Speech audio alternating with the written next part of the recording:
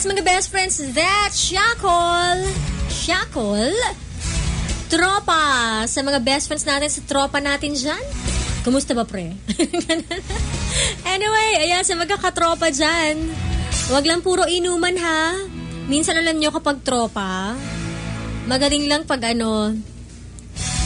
pag sa mga inom-inom na ganyan. Pero pag yung kasamahan na paaway or iiwanan na lang basta. May ganong tropa, ha?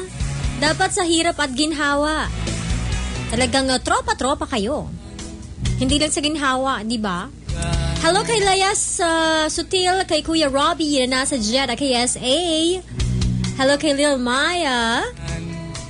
And sa lahat ng 4th year student ng Batangas National High School, sana makagraduate tayong lahat. Dapat lang makagraduate kayo. Isipin nyo na lang ang pagod ng magulang nyo, di ba?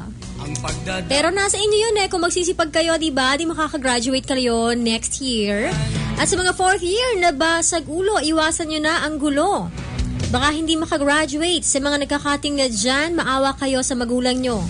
Payong kaibigan at sa mga magagandang babae. Ay, sa Banahis. Anong number nyo?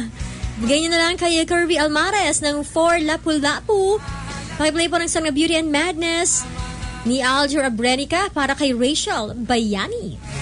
Ayan, mga estudyante natin, nakakatuwa naman. Mga lalaki pa ang nag-send nitong to. Diba? Nakakatuwa. Hello kay Reeve. Pakiplay po ng I'll Never Break Your Heart ng Backstreet Boys. Dedicated sa lahat ng staff ng PSWDO, especially kay Ma'am Flor and Ma'am Joy. Hello kay Brea 33. Sa mga drivers natin, mga bus drivers. Oy, meron ng bus na merong wifi. Sosyalan, di ba? Sana magkaroon din ng bus na may second floor. Oy, hindi naman malayong mangyari yan, di ba? Pag medyo yumayaman ang Pilipinas, why not? Bus na may second floor. Yun yung wifi nagawa sa bus di ba? Sana rin sa mga jeep, sa mga van, naka-wifi sa syalan. Sarap sumakay kapag ganyan. Laging lobat ang laptop. Laging lobat ang telepono, di ba? Hello to my family, Hernandez family, sa Kumintang Ibaba. That's coming from Robbie. You're welcome, Riev. Isam lang. Hi. Happy listening to Texter 7492. Good afternoon. Gandang hapon to you.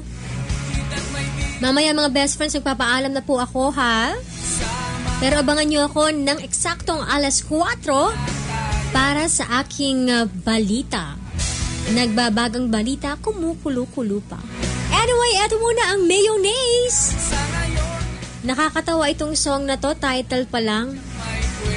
Sana naman hindi lang kapag laseng, di ba? Sana everyday malambing. Kapag lasing ka lang malambing, yan ang sabi ng Mayonnaise. Dito lang yan sa Spirit FM.